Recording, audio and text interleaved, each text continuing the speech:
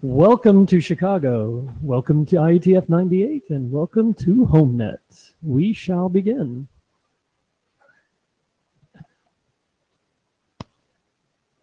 Note well that which is on the screen.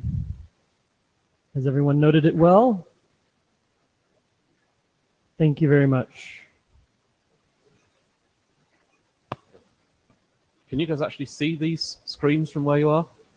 We're aware that the one on this side is rather small. If you can't see it, please just sit close. We can see the screens, but we can't hear you. Okay. We'll try and talk a little bit closer to it. How's that, Paul? Okay. It seems a little bit directional. Yes, if you can't see the screens, just please sit closer. We're constrained by how close the projectors are to the front of the auditorium. Okay, let's do a little bit of administrivia.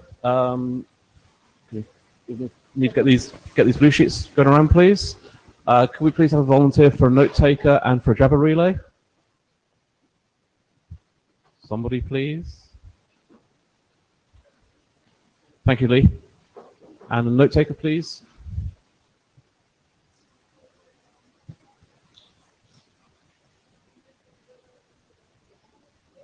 Yes, that'd be fine. Thank you, Barbara.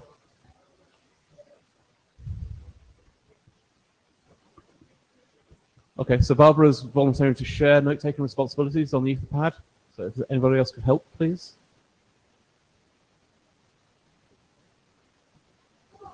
Come on, yeah. Would you like to assist Barbara in note-taking? You might not, do you know how to do it on the Etherpad? Or you can do it on the Etherpad. Right. Okay, thank you, Stuart. Okay, just quick agenda bash. We'll do a quick update on our drafts. As you may have noticed, we've actually got a very short amount of scheduled actual talks on the agenda. We originally only requested a 90-minute session. We got given a 2.5-hour session. The stuff we've actually got on the agenda isn't even going to take an hour and a half, not even that. But we'll touch on that in a moment. So we should be having Julius to talk about the Babel profile, and Ted and Daniel Migo have produced a simpler version of the Homenet naming architecture for our consideration, which I believe would be intended to replace the more complicated version. But we'll let Ted talk to that when he comes up. So new drafts in the working group. So Ted's aforementioned simple Homenet naming. The Homenet.03 and Homenet Redact 03 are currently in AED evaluation, but Terry will be coming up to talk a little bit about those after the other two presentations. But I'll just point out now he will be taking clarifying questions only. I'm sure Terry will re-emphasize that when he comes up. In light of the newer Homenet naming architecture document, Ted's previous version has expired, and we still have a number of documents that are either waiting on work in other working groups or essentially have gone by the wayside as things have developed on the naming architecture. So, without further ado, could Julius please come up for his presentation? And please stand in the pink box. And I'm afraid our clicker isn't working, so I'll need to drive the slides from here. Perhaps I could have it on the screen too. Perhaps I could have them on the screen too. That's more convenient for me. I'm afraid this is just the note-taking screen. Okay. So, hello. Next, please.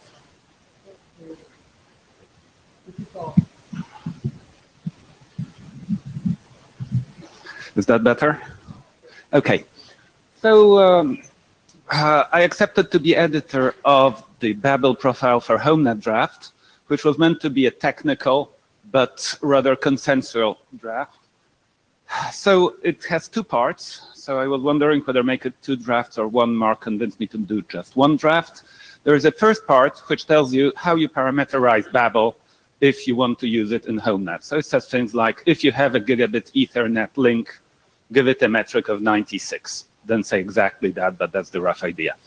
Or it tells you that you must implement IPv6 and you should implement IPv4. Okay, things that are needed to get reasonable interoperability between different Homenet implementations, and they are just parameters that you plug into Babel. And that's no problem at all. And the second part gives the interactions between the HNCP protocol and the Babel protocol. So those are things that don't happen on the wire. They're purely local interactions between the two daemons.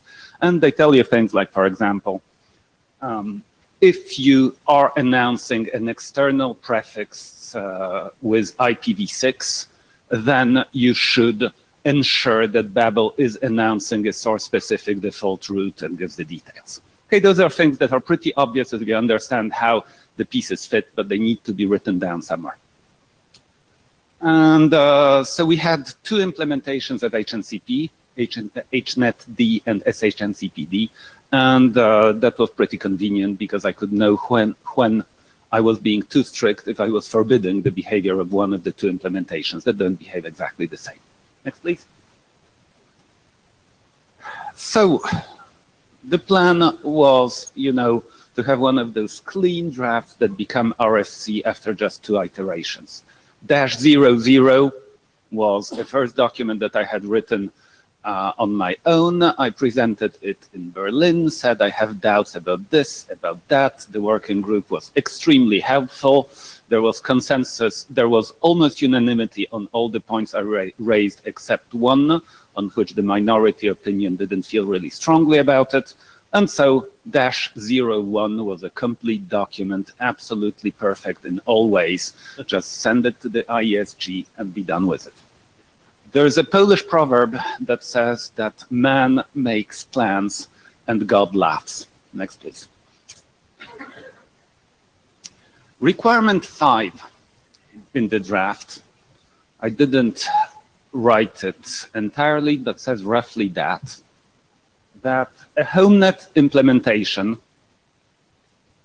of Babel must implement HMAC-based authentication with reference to the right RFC, and must enable it if signaled to do so by HNCP. Next. And I have no idea, I wrote it, but I have absolutely no idea what that means. So basically, this is not precise enough to ensure interoperability. And as far as I know, nobody has any plans to implement it. So I first raised the issue in private with Mark, then in private with both chairs and Marcus Stenberg. Then I sent a detailed mailing to the mailing list, which you'll find in the archives on 4th of January this year. And I did not receive any helpful advice on the mailing list. Next, please. So in order to implement requirement 5, you need to have a consensus mechanism that allows HNCP nodes to decide that we want to enable authentication on a given link.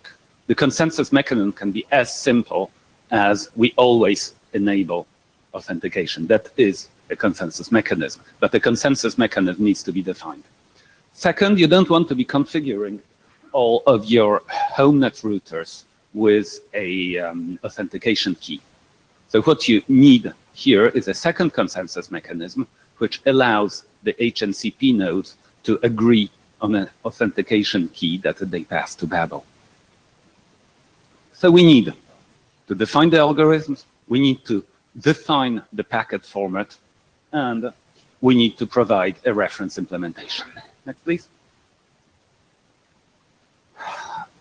I'm really proud to have been working with Homenet over the last 2 years.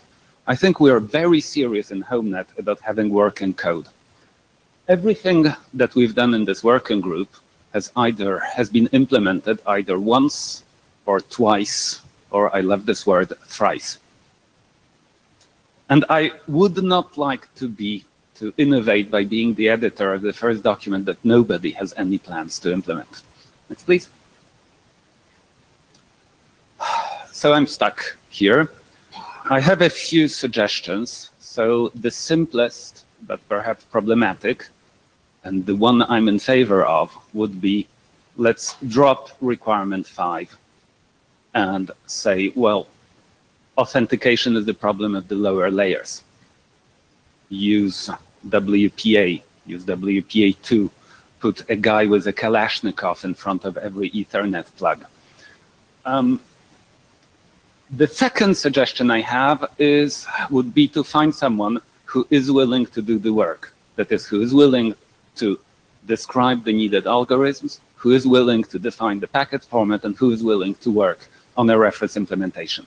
I'm not volunteering to do that because I'm not competent to work on security stuff. Of course, I'd be quite willing to help. The third suggestion I have, I'm trying to be exhaustive here, is fire me, pick a new editor. And well, I'm open to other ideas. Please. Thank you for your attention. Okay, thank you, Julius. So, I'm slightly disappointed that we don't have a queue of people volunteering to help already, or do you prefer other suggestions? Sorry. There's a very sensitive mic, or rather, very narrow mic. Okay, so yeah, so slightly disappointed we don't have a queue of people preferring help or suggestions as to how we get out of this impasse. From the chair's perspective, my concern when asked about this requirement 5 is simply that I was not convinced that we would actually get through the ISG without a suitable mechanism in place in the document. Let's see, Terry, speculating on that potentially. Yeah, is there any feeling for whether we should simply just take this out of the document? Please. Hi, yes, David Skenazy, Apple. Regarding first your point about the IESG review, and for that matter, the broader IETF, every protocol doesn't necessarily need an authentication mechanism. It's that every document needs a security consideration and a security discussion. So there's a lot of work that went to this on the security requirements and what we could do to solve them. That could be useful and documented in the document, but it doesn't need to be a hard requirement on the protocol yet. indeed. So my personal recommendation would be to option 1, to remove requirement 5, because one of the main goals, in my opinion, of Homenet is that I can buy a bunch of routers from different vendors, I plug them in, and I'm done. If that involves, I plug them in, I go into the one from this that has this web UI to copy this key, and I go into the other one to type it in that, oh, crap, that's in the wrong language, it's never going to work. So until we figure out a whole story for this, we shouldn't put requirements on ourselves. This can always be added later.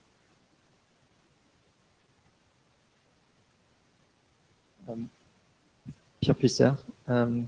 So there is some security in HNCP already. So in the RFC, there is the use of DTLS supposedly on links that are unsecured. So HNCP is supposed to have some way to decide whether a link is secure or not, so that we can rely on. I think it's part of IETF statements that we should design protocols that are secured. So just leaving it, just dropping this requirement would make Homenet vulnerable to routing protocols attacks. That would be annoying, I think. That said, defining something in the text that decides how to pick a key for Babel shouldn't be that complicated. I feel a little bit like you. I would like to help, but I feel like I'm not competent to touch security stuff. But I'm sure it's a matter of a few lines of code. It's not so complicated.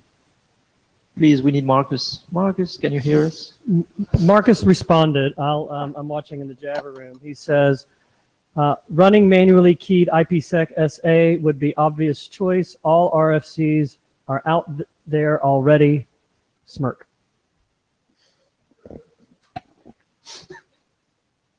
Ted Lemon. So, I think that DTLS seems like it would solve this problem. Once again, excuse me? DTLS seems like it would solve this problem. We don't have a threat model or a security model. That's actually a really big gaping hole in what we're doing. And that's why you aren't getting any enthusiasm about this, because what's the point of implementing this if you don't don't know how you're going to use it. Sorry. What's going on over there? Maybe I'll just be Elvis. All right. So this thing's kind of heavy. So we don't have a security model. We don't have a threat model. We don't know what we could reasonably accomplish, and we don't know what we can't reasonably accomplish. And so it's no surprise that nobody's enthusiastic about implementing something that we don't even know how to deploy. And I think that's really the problem. So debating about this, I mean, basically the hand wave that I would do here is use DTLS, but we also actually need to stop waving our hands and solve this problem.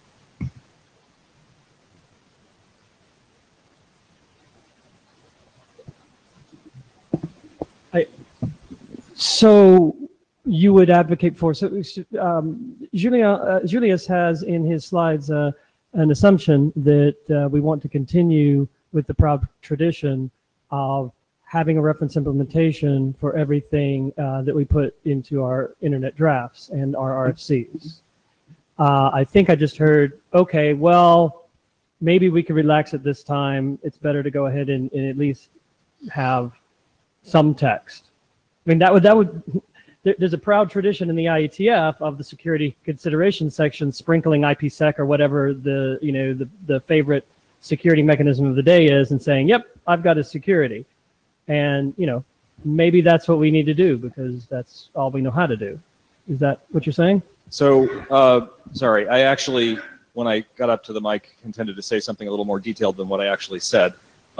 If we don't have a mechanism that we can actually implement that will work to authenticate Babel implementations to each other, then we can never have interoperability because we'll have a million Babel implementations out there, some of which implement security and some of which don't, which is actually exactly the scenario that I'm sorry, I forgot your name. He was talking about. So the right thing to do is actually put some security mechanism that we think will work if we can figure out how to key it, and then solve the keying problem later, because I don't think we know how to solve the keying problem right now. Does that make sense? In other words, assume that you have keys, that you've shared in some secure way, and having done that, you can now sign your communications. I don't think that the mechanism, the authentication mechanism, is what the issue is. I think that the main problem is the interaction between HNCP and Babel. Right. So as David pointed out, you really do want the keys. You really don't want to be configuring Babel. You want HNCP to take care of the configuration and everything to happen in HNCP. And you want HNCP to decide on everything, including the keys that Babel is using. Okay. And that means defining the HNCP mechanism and do that. And that is the bit that worries me. Okay. So, Julius, may I clarify something there? Do I understand that Babel already has a specified HMAC-based authentication mechanism? Yes. So what you're saying is that the problem is scoped to simply how do we securely distribute the keys within the network so as to configure Babel itself. So we're not asking how to secure Babel, but just how to distribute the keys. Yes, Okay. and if I can paraphrase Pierre's point. Sorry, to the mic, please. So Pierre's point, if I understand it right, is that this is all doable. We sort of know how to do it, but somebody needs to step up to do it. Yeah, just Pierre Pissa speaking, just to contradict Ted, it's actually very simple with HNCP to get a pre-shared key that we can just give out to Babel. Assuming HNCP is running in a secure mode, so using DTLS on links that are unsecured, it's just a TLV. And a simple consensus among the routers, we do that all the time. So just a TLV containing some key, and we can auto-generate a key for Babel.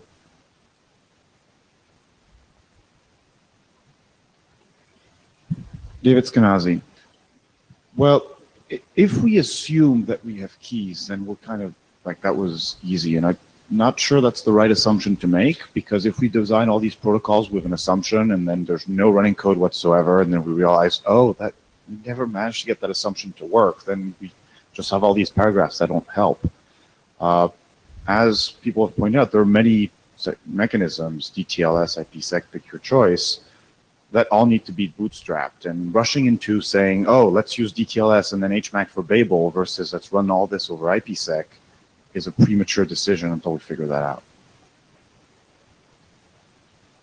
So just to throw additional gasoline on the fire, this is Ted Lemon again. I think that actually what Pierre just described is not the right way to solve the problem.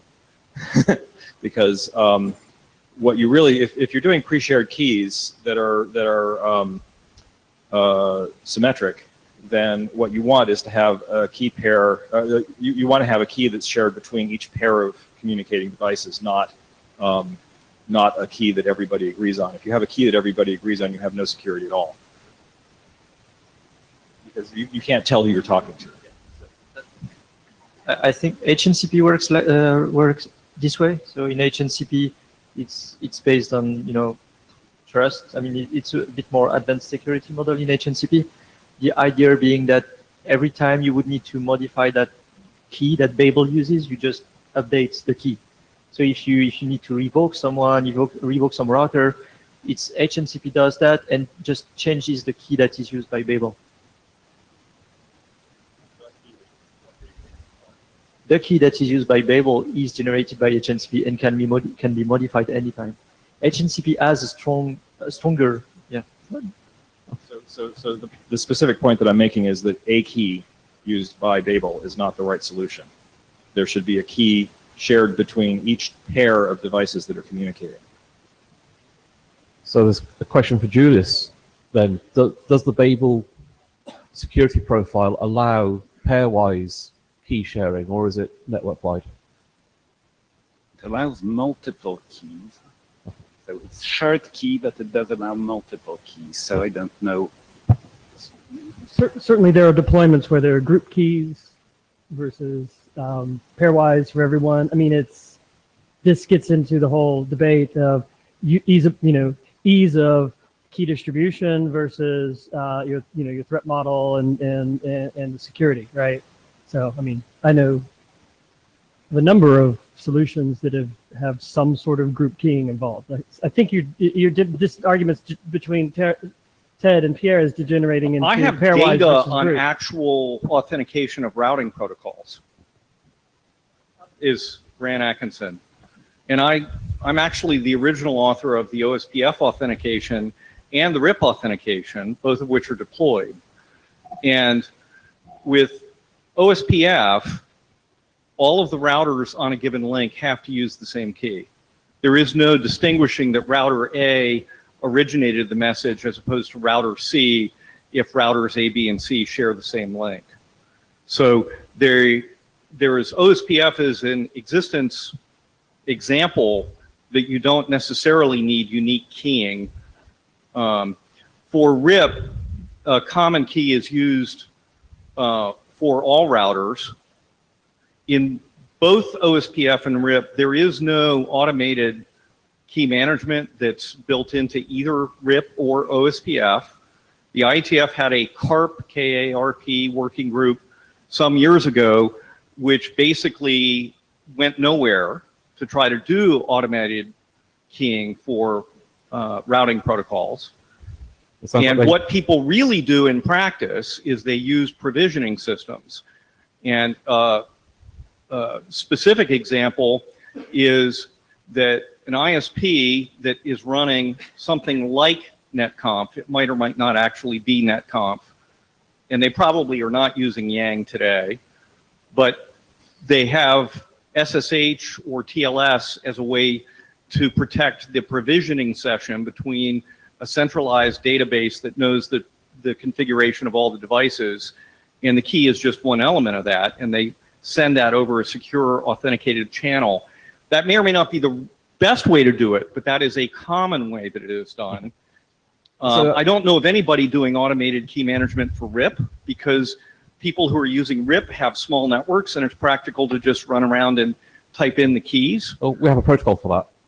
But at least for OSPF, people can and do, large ISPs can and do provision the keys using the same mechanism they use to configure the routers remotely. Yeah. So the question to the group then is, do we have people here in the room or on the list or on Java who would help with number two? It sounds like we've certainly got some expertise in the room as far as routing protocol security is concerned. Although, as per previous discussion, it's really actually the distribution of keys that's the problem with HNCP, rather than the routing protocol per se. Yeah, have we got people here who can stand up and be counted? I object to that proposal. This is not the same situation as a network that's operated by, like, you know, I mean, we used to use RIP back at DEC when I first started doing networking stuff, right? It was actually RIP v1, I think, which was kind of explosive, but let's not get into that. And, you know, we could have operated a network where we had to go type the keys in, or where we shared the keys with HNCP, but this is not the same situation. Anything that connects to the network in principle can join the HNCP conversation. And that means that if you want debuggability, you have to know who you're talking to. You have to know who sent the message. And to know who sent the message, it has to be signed with a key that belongs to that particular entity, not a key that is shared amongst all entities that are communicating. That's the issue. And so now my point here is not that you should accept that what I just said is true. I may be completely full of shit here, but we need to actually do the threat analysis and figure out if what I said is true, rather than jumping to a solution. But I don't think that we can legitimately go forward without doing that work, and that's work that we've kind of been punting on for these many years. I am definitely interested in doing that work. I don't want to have to do it by myself, because then you'll get Ted's opinion, which is probably wrong. But we need to do that work. And if we don't do that work before we publish this, then we're going to wind up with no secure interoperability. So can I make a proposal? We've got the wonderful opportunity that this is 9 a.m. on Monday. We have some people that seem to at least, you know, have expertise and maybe even motivation. If by the end of the week you guys get together and say, yes, we are the group. Okay, I can ask for call of hands, right? You know, for you know, volunteers to raise hands. If you guys get together with a coherent way forward by the end of the week this week, that's the design team. And well, of course, whomever else would want to join in on list. If you can get Marcus here as well, that would be great. Is that it's a little unconventional, but I'm just using the fact that it's 9 a.m. on Monday and we've got 3 or 4 We also have days. a fair amount of time probably at the end of the session if we don't keep talking about this. Okay. Can we get a raise of hands of people that would like to join in on the security discussion with Ted, with the ultimate goal of people fulfilling number 2 here with Julius? Awesome. Do you see those names? Do you see those people? Look around. There's at least 5 people in the room. So you guys get together with Ted and Julius afterwards and try to solve this by the end of the week. Make sense? Well, Lee, jump in. I'm late Yeah. at the mic, but I was in line as Jabber scribe. Yeah, sorry. Lee Howard relaying for Marcus Stenberg. He wanted to point out that there's a potential scalability issue that technically we can support. Where did we go? Technically, we can support multiple keys, but not for n-squared keys for n devices. So there's a potential scalability, but I think he's also going to be paying attention on this and stuff. Okay, thank you, Julius. Ted, you're up.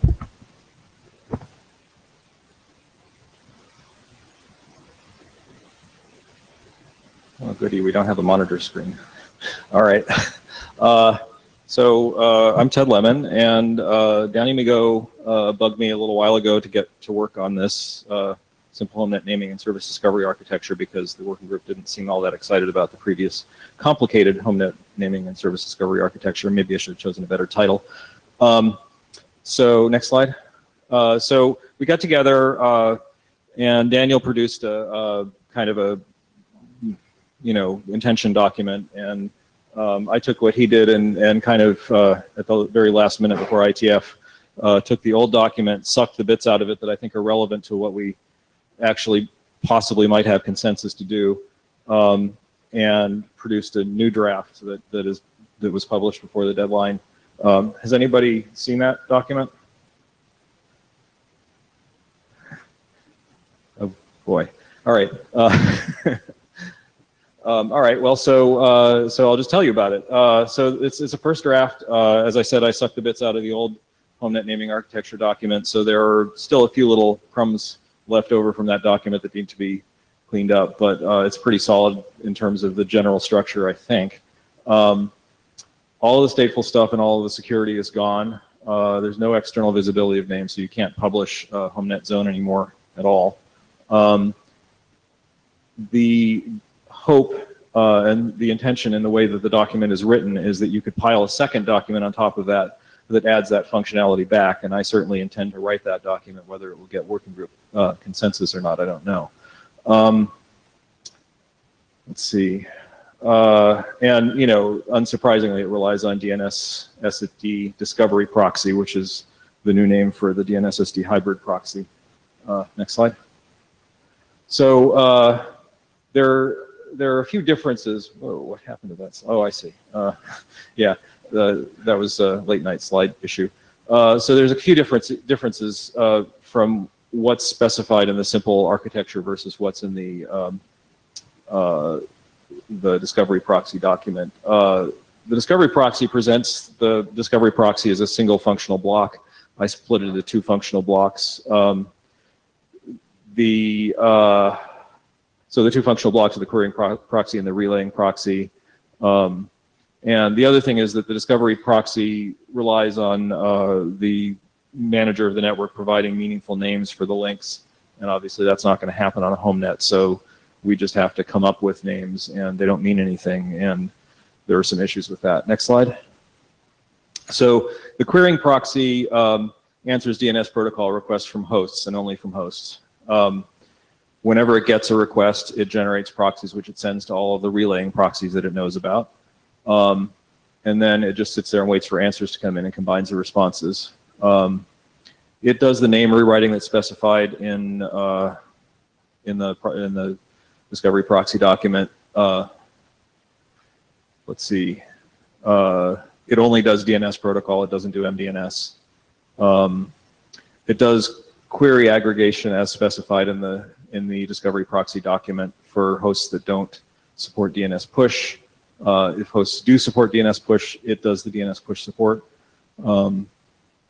And there can be one or more querying proxies per Homenet, and every Homenet router has to support the querying proxy function, just because, you know, otherwise you might buy two Homenet routers, neither of which supports it, and not be able to do service discovery.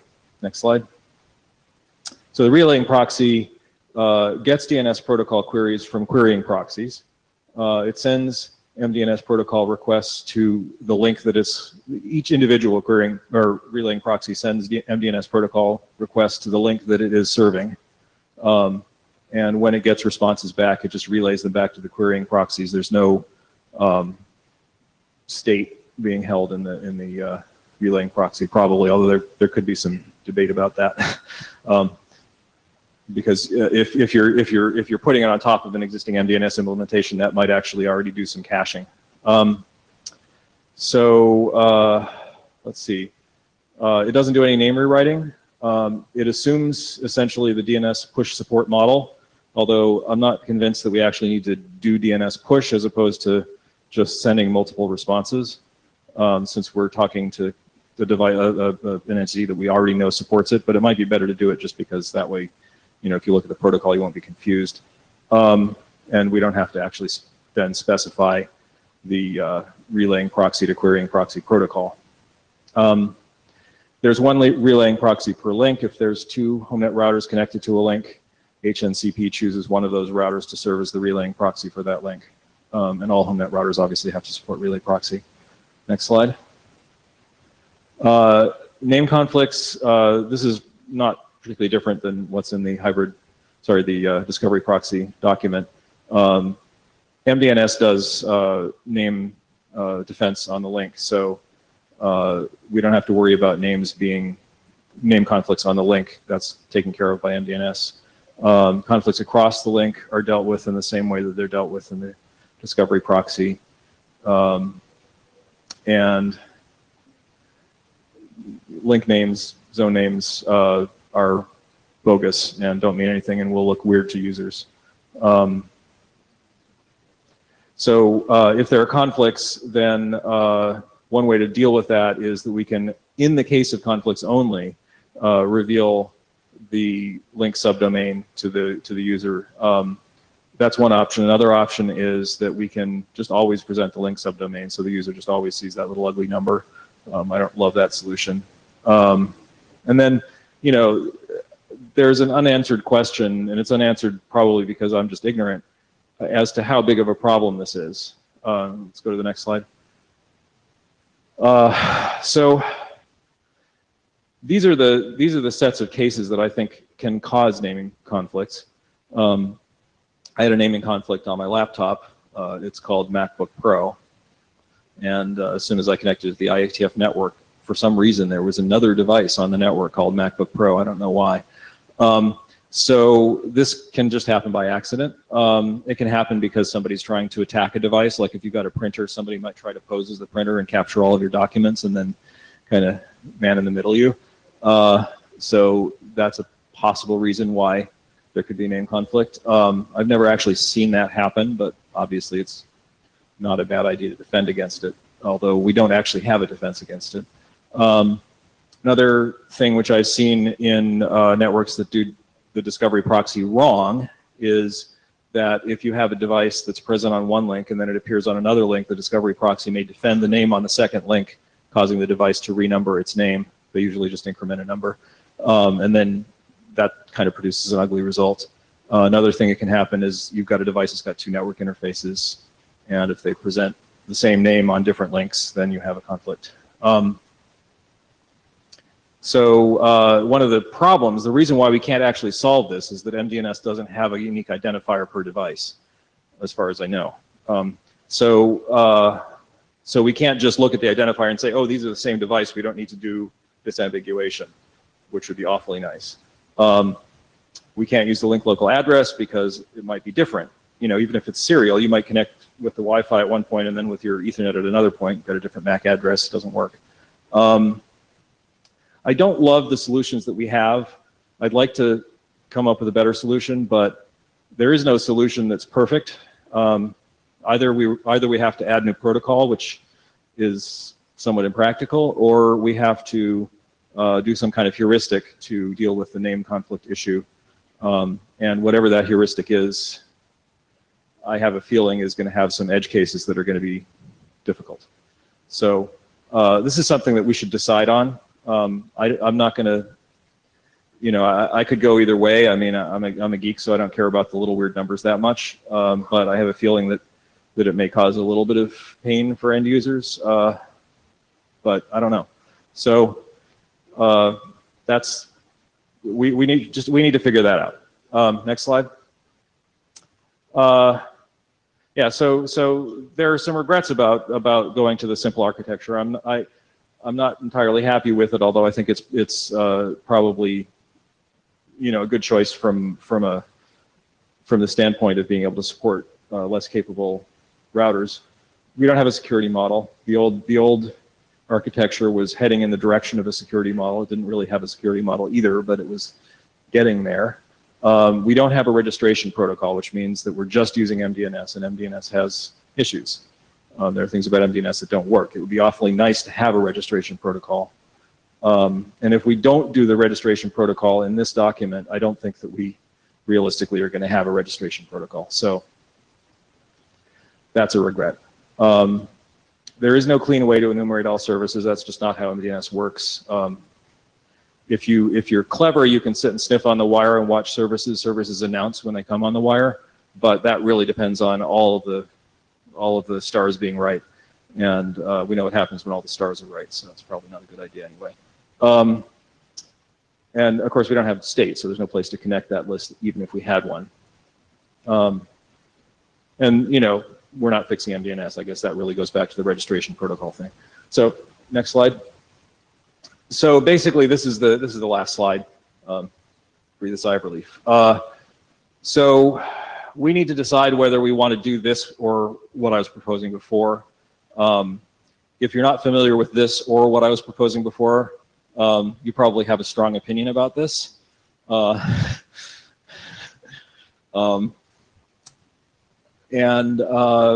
you know, we need to figure out whether we care about the registration protocol issue. It's not really our problem, so arguably, even if we did care about it, we couldn't solve the problem here anyway. I actually have a document that I did in DNSSD that talks about the registration protocol issue. The ore that we could put in the water is whether we specify it in our architecture. If we specify it in our architecture, then we need to probably get DNSSD to actually solve the problem. And I'm sure they'd love that. You know, there's the disambiguation problem. We need to figure that out, and we need to figure out how important ugly versus clean presentation is to us. So those are the decisions before the working group. If nobody here except 3 have read the draft, I don't know that we can make those decisions in the room today, but these are things that we should be thinking about. The draft, by the way, is only 8 pages, so it wouldn't be that painful to read it soon.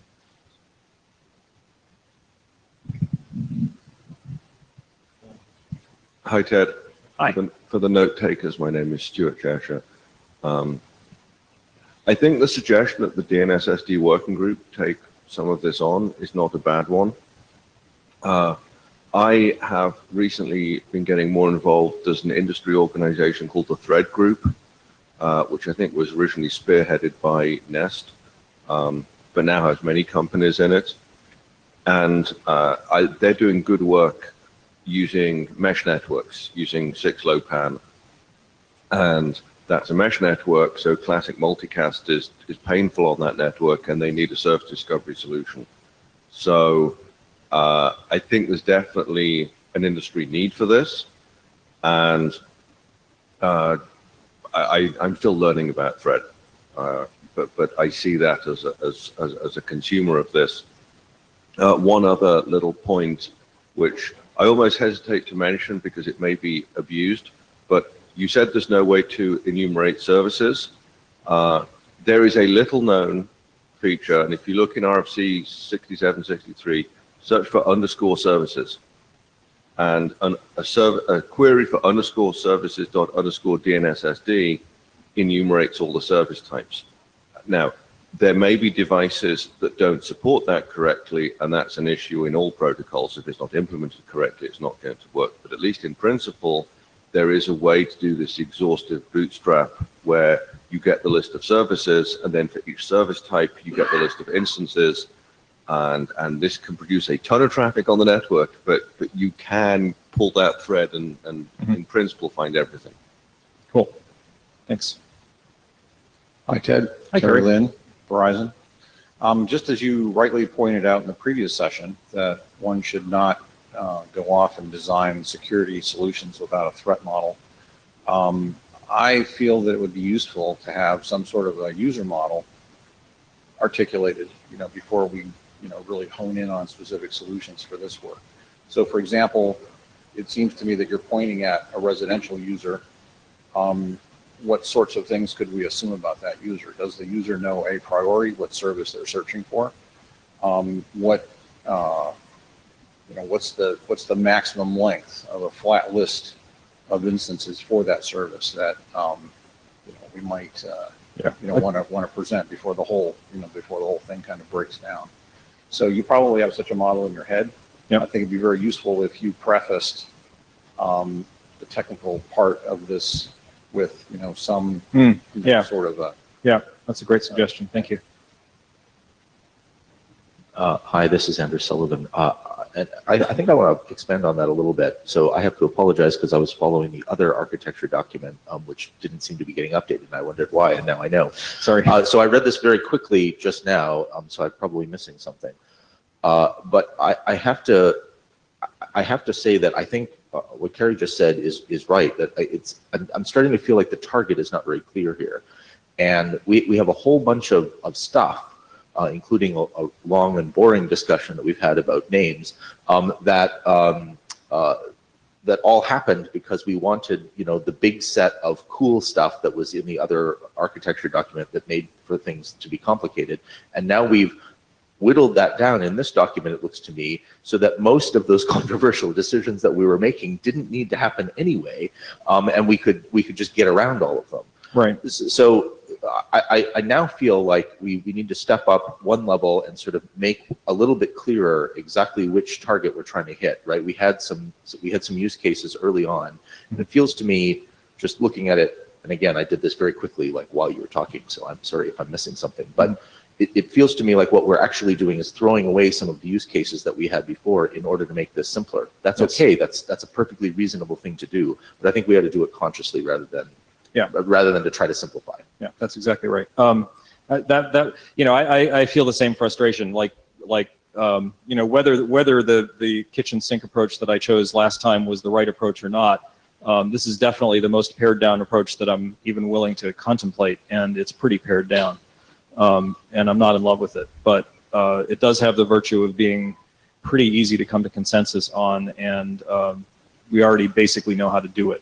So I'd rather do something more ambitious, but the fact of the matter is, here we are, how many years since the working group was chartered, and we don't have an architecture for naming yet. So maybe that's an indication that we need to set our sights a little lower. Ralph. Hi, Ralph Drums. In the interest of giving you something to do that's more ambitious, I wonder if there are other local naming mechanisms, local naming protocols that you might want to at least leave hooks for or consider for future inclusion, trying to adopt the design principle of don't cut yourself off from other things that you might want to include in the future. Have you already considered that? And honestly, no, I haven't. So if you have some suggestions in that direction, nice that would return be of service. Nice return of service. Oh yeah, I've been here a while.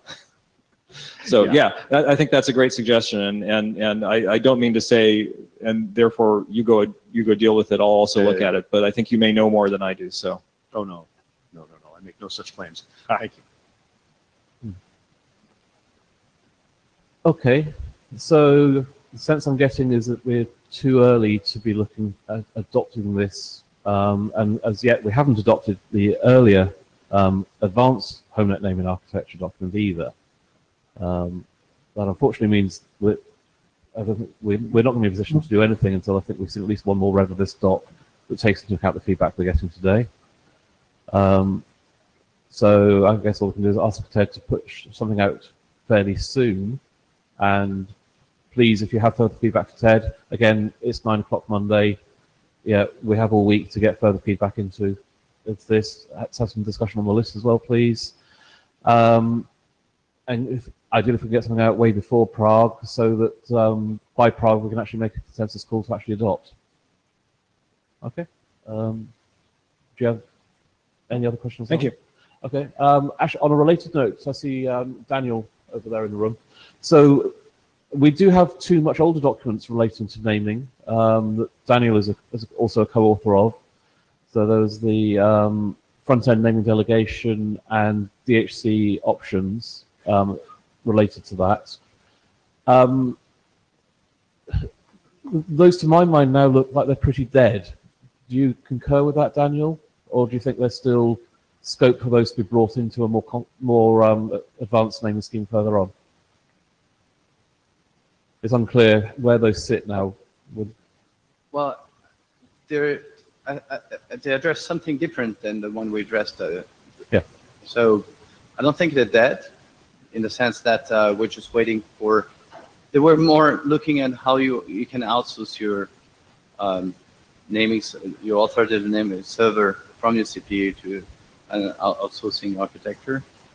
So I don't think they're dead. Okay. We're just waiting for the naming architecture for the rest of the architecture to catch up with them. Okay, we'll let them sit where they are then for now. Okay, thank you, Daniel. But we might have to change them once we Indeed. have the architecture. So. Okay, thank you. Okay, Terry.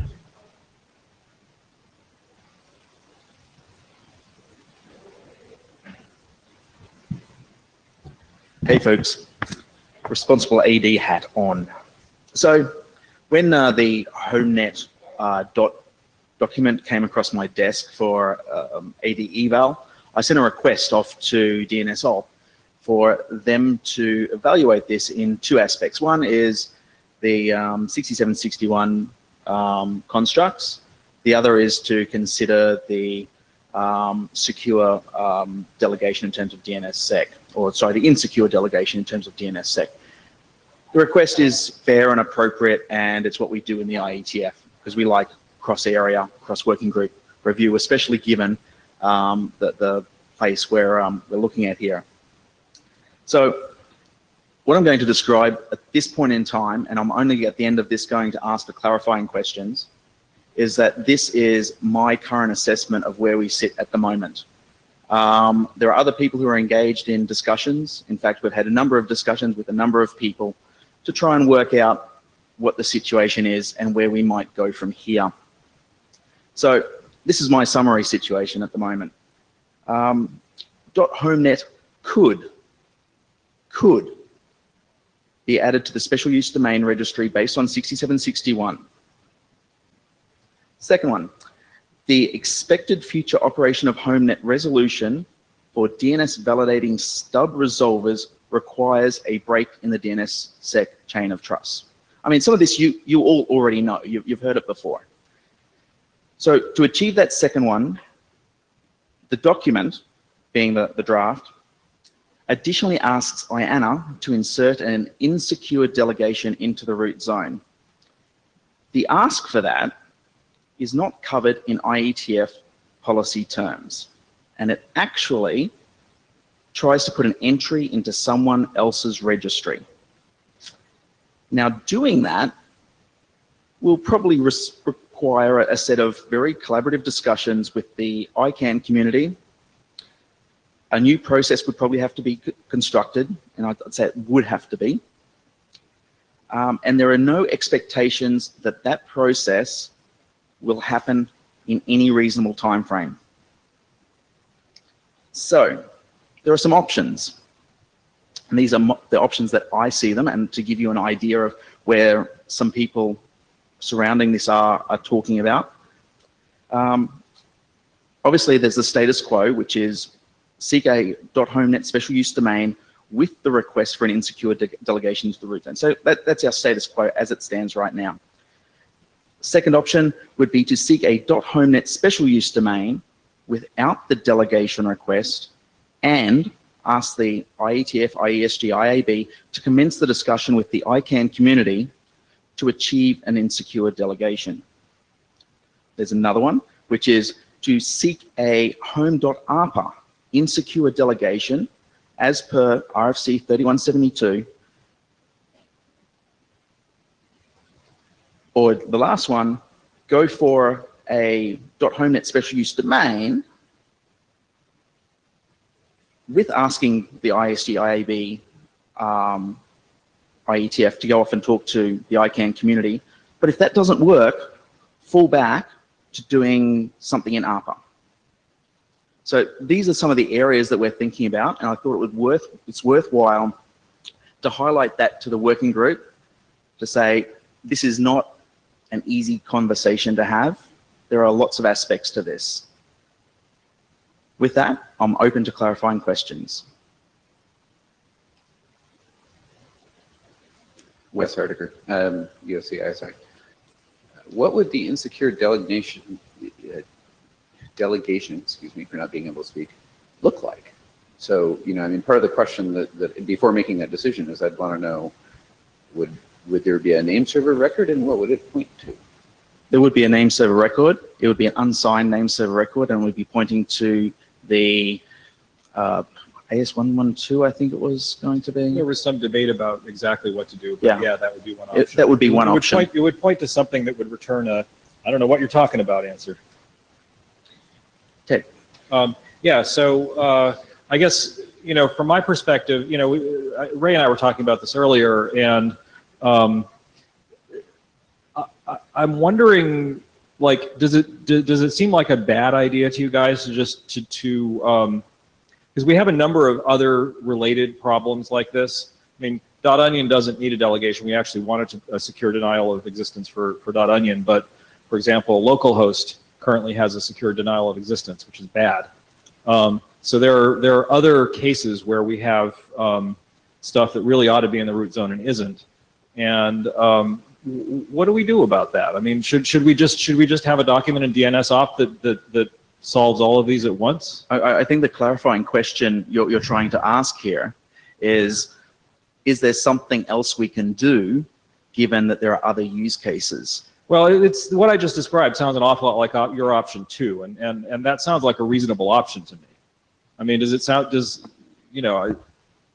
It's a fluid state right now, so I really have no strong answer for you. Sorry. Okay. No worries. Just to, if I understand, Ted, are you trying to raise the point that, okay, we're trying to do something, but there's other general stuff, so it's not just us. There's other. Well, no, I mean, I don't really want to well. go down that rat hole. Basically, what I'm asking is, like, is the right process to just do what we are talking about doing with the special use domain names registry, and then have a separate process in DNSOP that just deals with all of the cleanup for the cases where we really need a delegation in the root zone and don't have one of which would be Homenet. So the clarifying point is are you asking the group to be, one work item amongst a general thing that's going on in DNSOP anyway, or remove ourselves from that general thing? And I think that's the important, higher level question in a administrative sense for Terry. Is that, am I making sense? I think Terry just said that he doesn't have the answer to that question for us. So okay. So I'm okay with that. I mean, this is a hard problem. Paul Hoffman. So a couple of things. Please don't do the status quo please don't do the status quo going into IETF last call, because the discussion in IETF last call will be useless. It'll be useless to you. It'll be useless to the IESG. It will be on many topics that turn out not to be important. So please don't do that. And I pick another one. If you feel like doing status quo, please rewrite the IANA consideration section. That is, I pointed out some issues after working group last call here. The authors worked on them, and that scares me. That is, it didn't come back to the working group. It just was like the authors said, oh yeah, you're right, and just did that. That to me seems like not a good way to have this working group understand what is being asked of the IETF and IETF last call. We've seen some IETF last calls recently that are hundreds of messages long, very hard to follow the threads. I was one of those I'm the shepherd on, and I assure you, trying to be a shepherd on one of those to make sure that people's responses are dealt with is impossible, because threads turn into threads and stuff. So please be clear and crisp. And then my last request is, if you're going to do what Ted just suggested of let's open this up, please don't assume it's DNSOP. DNSOP has just had a couple of failures on coming to consensus on things like this. I mean, you can put in DNSOP if you want it to be a failure, which is, I mean, I can't guarantee a failure, but we do actually have a thread of... Sorry, was your clarifying question then, do you want failure? No, my clarifying question is, if you want this to happen, please consider not just using the current tools, but to create a new tool called a new working group.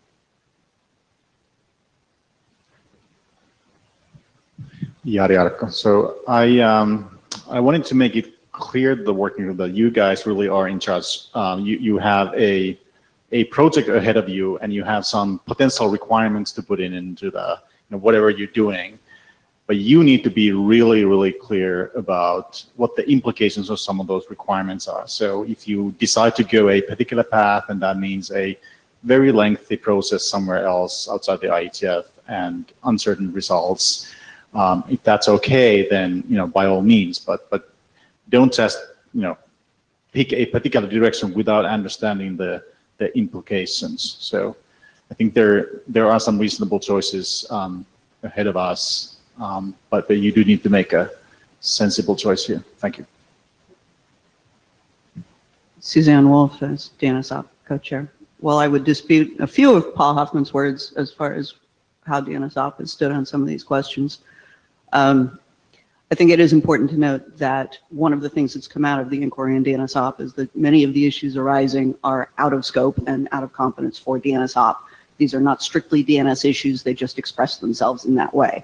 So the clarifying question for the working group, given the process and operational discussions that seem to arise from this, do you want to wait literally indefinitely for a resolution?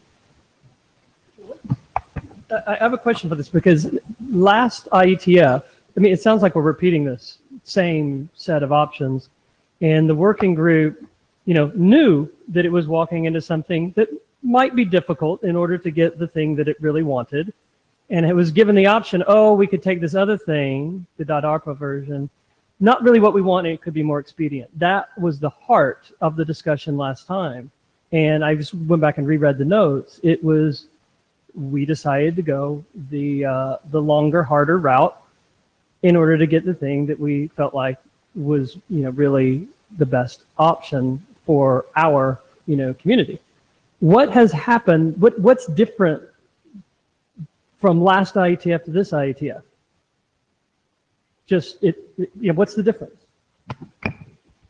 The IETF, the IESG, and the IIB have had more painful conversations since then. That's what the working group, as you already said, we're in charge.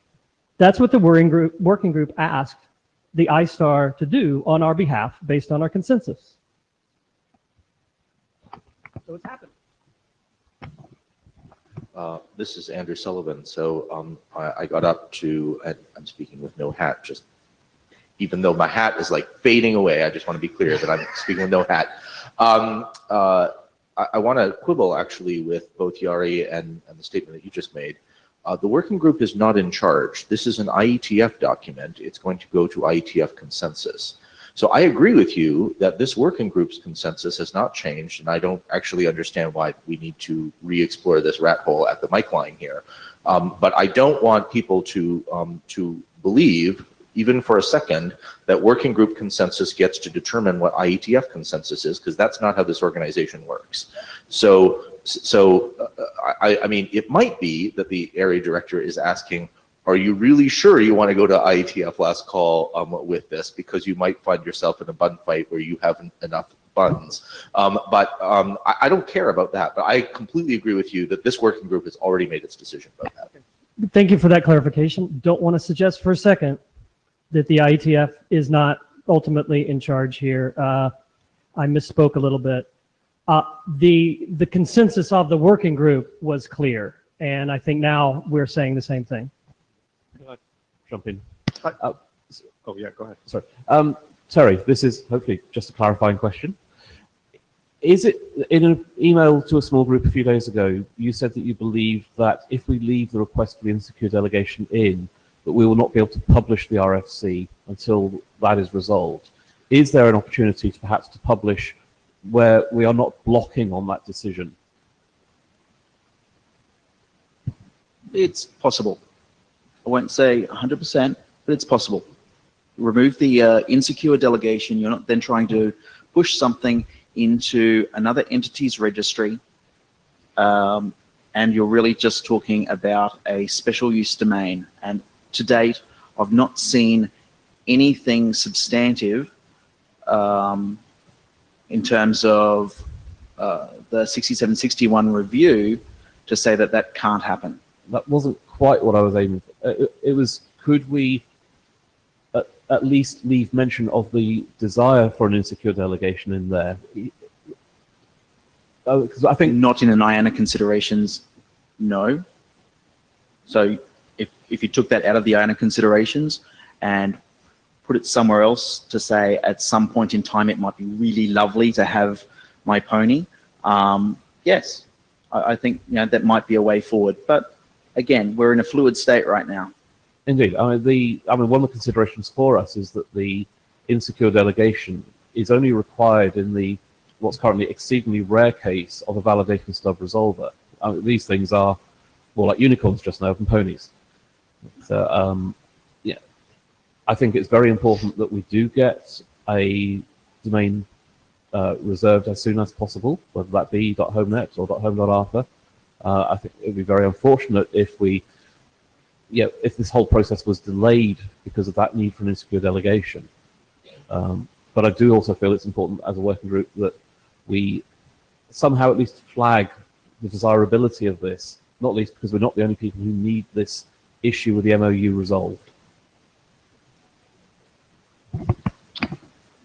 Ralph Drums. Actually have two responses. The first, Mark, you asked what's changed, and just to be the clarification to that about what's changed is, as Andrew pointed out, the working group consensus has not changed, but there has been more official external review than there was as of the last working group meeting. So we've had a DNS op working group review, and we've had I think it's an in-area directorate review that have provided more information that the working group may want to consider when it comes to consensus about what to do. So that has changed. The second thing is in response to, Ray, your suggestion, that actually has been discussed. I think it was discussed in public on the DNSOP working group review, although I'm not sure because I'm working from memory. I don't have the list in front of me.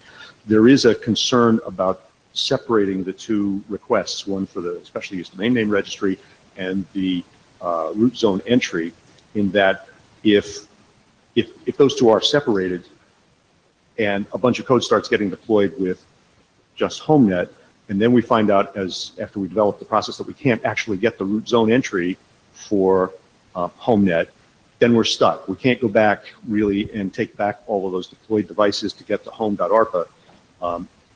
So it's not a reason not to do it. It's just reporting a concern that came up in those discussions. Yeah. Response to that, Ralph. I mean, notwithstanding that we're chartered not to require host changes, a validating stub resolver could actually just take a trust anchor for the local domain, at which point everything would start working again. It's Sure. Out of scope for this discussion, I think. Yeah. Just wanted to report that had been discussed in that way. Ted Lemon. So I don't know if you're going to believe this is a clarifying question or not, but and if it's not, that's fine. But is it generally understood that regardless of what the outcome of this discussion is, we need to have the discussion with ICANN about precisely what the MOU says, or do people really just not want to open that can of worms? I mean, is that what's going on? I can't speak to that. That's I don't own the MOU. I'm sorry. I believe there are. Nope. Andrew's going to come to the mic. Thank you. My name is Andrew Sullivan, and I am not the chair of the IAB, but I'm still on the IAB for a good 4 days left. And I am quite sure that there is no appetite to reopen an agreement where another party might have a very different opinion about what we want to do, what we ought to be able to do there than we might think. When you have an agreement and you want to reopen that agreement and you want to start negotiating, anything goes on the table. So if you want to reopen an agreement with somebody, the possibility is that you're going to end up negotiating for something and you're going to have to give something up. And I'm not sure what it is you want to give up in order to get this benefit, if you want to get it.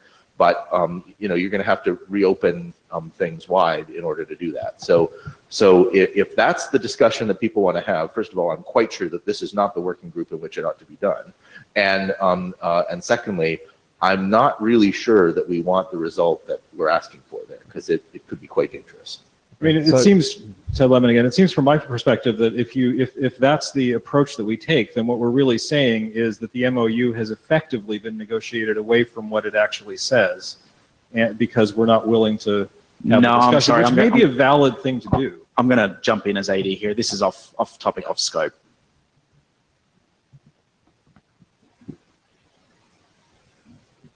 Stuart Cheshire. Listening to this discussion, there's something that puzzles me, and I'm wondering if there's some mistaken thinking going on. I'm hearing that in order to make this work, we need the insecure delegation. But the idea behind the special use names registry was that there are certain parts of the namespace that have different properties. And the idea was to actually codify that and have a place you could look to find out what those properties are. Now, in this case, what we're saying is .homenet has these special properties. And then while we're saying that, we're also saying, but we want validating stub resolvers to continue to work without any code changes. And in order to get that goal, we want this thing in the root zone to make that happen. But the whole point of having something in the special use name registry to say, hang on a second, different rules apply to this. So if the people running the root zone wanted to put in an insecure delegation as a pragmatic thing to make legacy code work without any changes, that might be a decision for them to make. But it in no way affects our ability to say this name has the following special properties.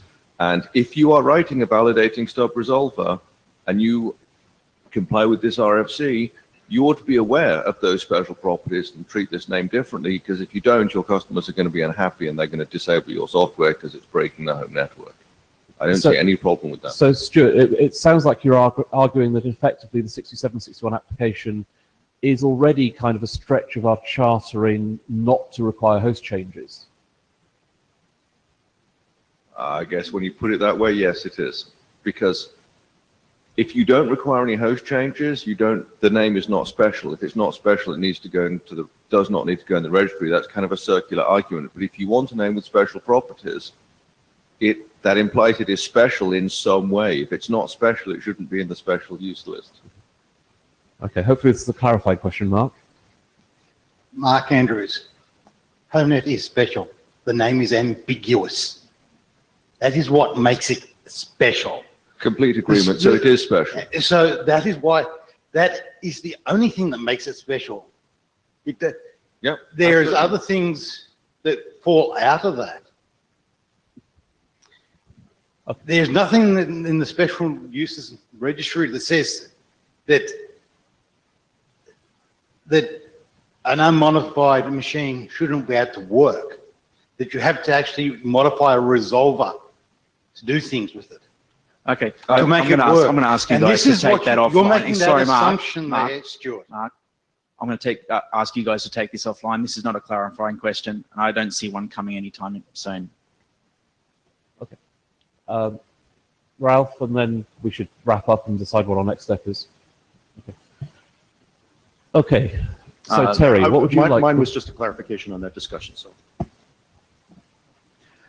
So the next step is, I think, watch this space. There are still more discussions to have this week.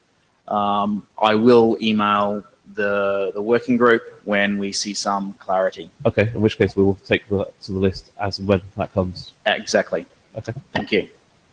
Hang on. It would have been nice to have that, what you read on the iPad there, to the list beforehand so that we could have put it on a slide. It was very hard to cache that in my head, and I'm sure it was for everybody else. I'll send it to the list. So, yeah, earlier the better. This is Don't a fluid wait. situation. Still. And the one thing that I saw fall out of this is, and I think what Stuart's comments sort of backed it up, is that Ray suggested, hang on, maybe we can separate this, remove the insecure delegation piece, and still get a special use. That's something that we teetered on last time, and the decision was, well, we'll give it a try. And we'll see. If that's going to be the big deal that it is, we should give the opportunity, I think, for the working group to allow Absolutely. a lesser thing. Absolutely. Yeah. Opportunity for the working group to rethink anything along the way here. I don't want to open up everything to Andrew's point earlier, right? But that was literally added at the last minute last time. Oh, wait, you're going to need an insecure delegation. Is that a problem? Maybe. We're not sure yet. Okay, we'll see. All right? So if we can, I mean, that was added at the last minute last time. In fact, it was something that came up in discussion immediately after the meeting closed last time. It was last minute. If that is the hang-up, let's get it back out. And I think that, I mean, we're still within the context of the working group consensus, which was the TLD name rather than a .arpa associated one. If that means we end up with a host requirement, we can weigh that. But you know, let's not throw the baby out with the bathwater right here. Okay. Okay. So thank you all. On that note, we can close the meeting and give you an hour and a quarter of your lives back. Thank you. And yeah, we're done. We weren't. Please use this time to meet up with Julius and Ted about the security thing. at least. Okay. Okay, and if we could have the blue sheets back, please, and if you haven't signed them, please make sure you do.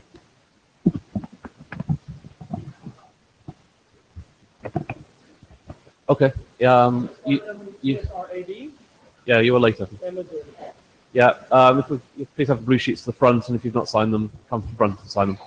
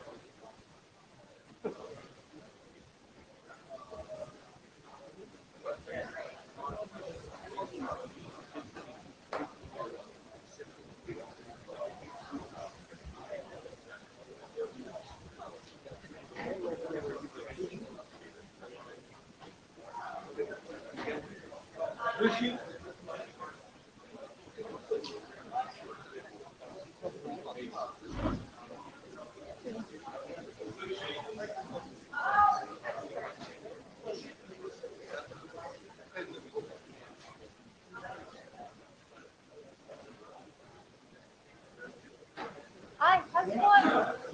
Good to see you. Hello, Dan. I am.